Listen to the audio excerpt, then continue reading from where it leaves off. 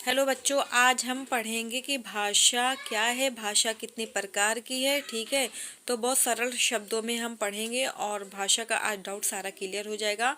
भाषा यूं चुटकियों में याद करवा देंगे। ठीक है, तो भाषा वो साधन है जिसके द्वारा हम अपने भाव या विचार को लिखकर अथवा बोलकर दूसरों के सामने प्रकट करते हैं। ठीक है, बोलकर या लिखकर दूसरों के सामने प्रकट करते हैं और इसी तरीके से दूसरे के भाव या विचार को सुनकर अथवा पढ़कर समझते हैं को भाषा कहते हैं। आप अपने भाषा को आप अपने तरीके से भी लिख सकते हैं। ठीक है, भाषा कितनी प्रकार की होती है? तो भाषा 3 प्रकार की होती है।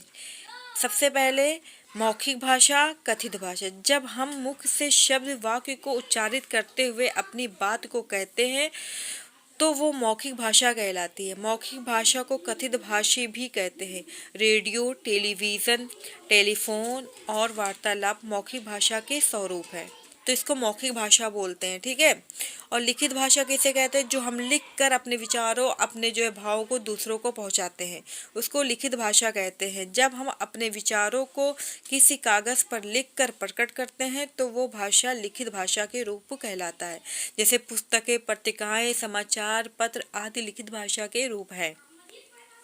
सांकेतिक भाषा उसे कहते हैं जो इशारों, समझ लीजिए इशारा करना, बात ना करना, लिखना नहीं, इशारे से अपनी बात को दूसरे तक समझाना, पहुंचाना। ठीक है, जब हम अपने विचारों और संकेतों द्वारा व्यक्त करते हैं, संकेतों मतलब इशारा, इशारों के द्वारा जो है हम दूसरों को अपनी बात को समझाते हैं, उसे सांकेतिक भाषा कहते हैं। जैसे मुंह पर उंगली रखकर चुप रहने का संकेत देना, मतलब चुप रहकर इशारे से बात करना। ठीक है, भाषा 3 प्रकार की होती है: मौखिक भाषा, लिखित भाषा, सांकेतिक भाषा। ठीक है, तो आज जो है भाषा का डाउट क्लियर हो चुका होगा। ठीक है।